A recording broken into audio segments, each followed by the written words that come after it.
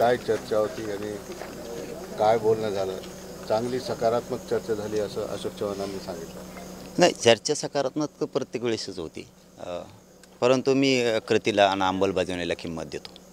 त्याविषयी चर्चा झाली. हैदराबादच्या गॅजेटविषयी चर्चा झाली. ते आता सांगतील, CM साहेबाला सांगतील, गृहमंत्री साहेबांनासुद्धा सांगतील असं त्यांनी सांगितलं. शंभूराजे साहेबसुद्धा आता बोलले की शंभूराजे साहेबांचं म्हणणं होतं की आम्ही 5 पत्र आजच्या घडीला पाठवले. 3 होते हैदराबादकडं, म्हणजे ते गॅजेटच्या संदर्भात. तर हैदराबादचं गॅजेट घेतलेलं आहे. शिंदेसाहेबाच्या समितीत आर्दड साहेब होते त्याच वेळेस, ते संदर्भ दिला. म्हणजे त्याला सर्टिफाईड असावं अशी सुद्धा आवश्यकता नाही असं समितीचं सुद्धा म्हणणं आहे. तर मग तुम्ही ते स्वीकारू शकता. सातारा संस्थांबद्दलही, त्या गॅजेटबद्दलही मी त्यांना बोललो आहे. साहेबांकडेही, घुमरे साहेब आणि चव्हाण साहेबांकडेही आम्ही तो निरोप दिला आहे. आणि गुन्हे मात्र सरसकटचा विषय. तुम्ही असं नाही करू शकणार की कोणत्या स्वरूपाचे काय, त्याच्यात नाहकसुद्धा समाजाचे लिपोर गुंतवलेले आहेत. आंतरवालीसह राज्यातले सरसकट गुन्हे याबाबतही चर्चा झाली. आता ते सरकारला कळवतील. 83 क्रमांकाला कुणबीच्या संदर्भातली चर्चा झाली. सगळ्या सोयऱ्यांची अंमलबजावणी मात्र आमच्या व्याख्याप्रमाणे, हे शंभूराजे साहेबांना सांगितलं, चव्हाण सरलासुद्धा आम्ही आता सांगितलं आणि घुमरे मामालासुद्धा सांगितलं आहे. त्या व्याख्याप्रमाणे ते होणं आवश्यक आहे. आणि ही चर्चा मात्र एवढंच आहे, घाई गडबडीत होण्यापेक्षा चांगल्या स्वरूपात झाली, जेणेकरून त्यांच्याही लक्षात आलं आहे आमचं म्हणणं काय आहे आणि त्यांचं म्हणणं काय हे आमच्याही लक्षात आलं. आणि हे दोन्ही संवाद होऊन हे होणं खूप गरजेचं होतं की आपण काय सांगतो, त्यांनी धावपळीत यायचं, आम्ही धावपळीत सांगायचं. आणि त्यांनीसुद्धा त्यावेळी याला टाईम लिमिट वाढल्यामुळं चर्चेचा सविस्तर त्यांच्याही लक्षात आलं काय विषय, OBCचा कसा धक्का लागत नाही किंवा त्यांना आमच्यामुळं अडचण कशी नाही, आम्ही 150 वर्षापासून आरक्षणात 100 वर्षापासून कसे आहेत, हेही सगळ्यांना शासनकर्त्यांना कळणं खूप गरजेचं आहे. स्पष्टता सरकारमध्ये असली पाहिजे संविधानाच्या पदावर बसलेल्यांच्या, आणि तेही OBCच्या नेत्यालाही समजून सांगणं गरजेचं आहे त्यांच्याकडून. म्हणजे वादविवादाचा विषय राहणार नाही त्यांनी, म्हणजे यांच्या लक्षात आल्याच्यानंतर. त्याच्यात दुसरा विषय साहेबांना आम्ही सांगितलं आहे की जे तुम्ही आत्ता 10% दिलं होतं ते 28पासून तुम्ही ते रद्द केलं आहे. म्हणजे त्याच्यात आज आमच्या लाखो पोरांचं वाटोळं व्हायला लागलं आहे ॲडमिशनच्या विषयात. आणि जे मोफत शिक्षण केलं आहे मुलींना त्याची अंमलबजावणी नाही आहे. शंभूराजे साहेब तर म्हणले मी ती एखाद्या दिवस उद्याच बघतो अंमलबजावणीचा विषयात. आणि साहेबांनाही दोघांनाही आम्ही ते सांगितलं आहे. म्हणजे चर्चा जर बराच वेळ चालली तर सविस्तर सांगता येतं, आणि शॉर्टकट गेलं तर ते सांगणाऱ्याच्या लक्षात राहत नाही आपण काय. हे एक चांगलं झालं. पण शंभूराजे जसे येऊन गेले त्यानंतर नाही द्यायचे आपण, म्हणजे ते एक सरकार म्हणून आलेत का, समाज म्हणून आलेत का, एक माध्यम म्हणून आलेत, याला नाही आपण जास्तही द्यायचं. कारण त्यांना बी खिंडीत नाही पकडलं पाहिजे आपण. म्हणजे आम्ही असोत किंवा समाज असो, कोणी असो, ते आलेत ना, किमान त्यांनी ही तरी भावना दाखवली की आपण सरकारशी आता ही चर्चा सुरू करू की या पद्धतीनं. जरी त्या राजेसाहेब येऊन गेल्याच्यानंतर कोणी आलं नाही, परंतु आता हे चांगल्या प्रकारचा यांनीही समजून घेतलं आमचं म्हणणं काय. हेच म्हणणं जर त्यांनी त्या स्वरूपाचं ते मांडलं तर त्यांच्याही मनात परिवर्तन फडणवीस साहेबांचं, शिंदे साहेबांचं होऊ शकतो. ही एक आंदोलक आणि समाजाचा एक पोरग म्हणून काम करत असताना मी अशावधी राहिलं पाहिजे या मताचा मी नसतं. आमची लढाई कुठं बंद आहे?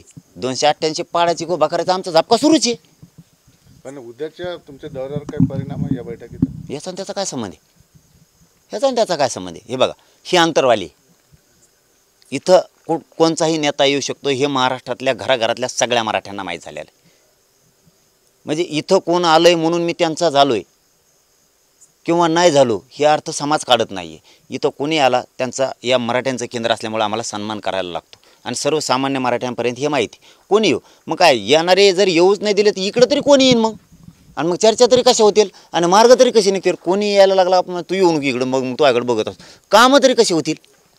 म्हणजे ह्या शब्द नाही, हे मराठा समाजातसुद्धा शब्द आहे की इथं येणारा कोणचाही काही तर टेबल वाजणारे बी आले, तिथं मला घोडे लावणारे बी आलेत, मग आम्ही हाकून लावले. कारण हे मराठ्यांचं केंद्र आहे, इथं आम्हाला सगळ्यांसारखा सन्मान द्यायला लागतो.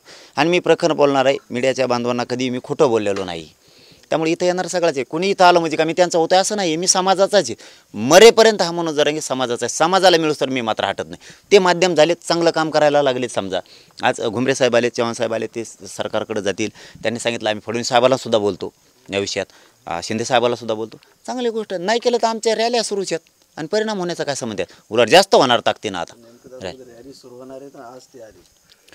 हा आलेत, पण असं काय नाही ना मतदान आहे उद्याच्याला मग रात्रीतूनच फिरलं काय, ते काय उभा राहिलेले आहेत का काय म्हणून पाठिंबा दिला निवडणुकीला, असं थोडं काही आहे.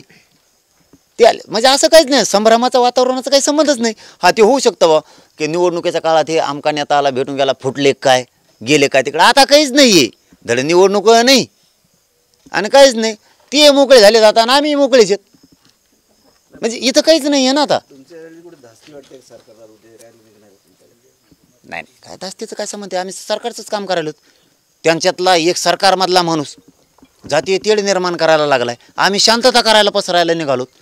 आम्ही तर सरकारची बाजू ही प्रशासनाची जबाबदारी कायदा सुव्यवस्था अबाधित राहिली पाहिजे ते काम आम्ही करायला निघालो. वाईट करायला निघालोत का? या राज्याचा नागरिक म्हणून शांतता रॅली, मराठा आरक्षण जागृती आम्ही काढायला लागलो, सरकारची बाजू काम करायला लागलो. हे सरकारचं काम आहे. त्यांचा तर संविधानाच्या पदावर बसलेली एक जण काही होऊ द्या म्हणतोय. आम्ही तर चांगलं काम करायलो. मराठा समाज ताकदीनं येणार, ताकदीनं शांततेत रॅल्या होणार. मराठा समाजाला न्याय मिळेपर्यंत मी हटू शकत नाही, याच्यावर मी ठाम आहे आणि कायम ठाम राहणार आहे. हे भेटी झाल्या म्हणजे समाजाला माहीत झाले मी कोणाचाच होत नाही. हे समाजाला माझ्या पक्का माहीत झाले, याला कोणी भेटून दे कोणाचंच होत नाही, हे समाजाचंच राहत आहे. आणि काय चुकीचं नाही करत असं मला वाटतं. जो आम्हाला देईल, मी तर पहिल्यापासून सांगतो त्याला समाज डोक्यावर घेऊन नसणार. आज नाही सांगत मी, 10 महिन्यापासून सांगतो, द्या आमचं आम्हाला द्या. मला आणि माझ्या समाजाला राजकारणात नाही जायचं. नाही दिलं तर उगाच नाविलाज करू नका, नाविलाज करू नका, आम्हाला राजकारणाकडे ढकलू नका. मग पुढचं सांगतच नाही.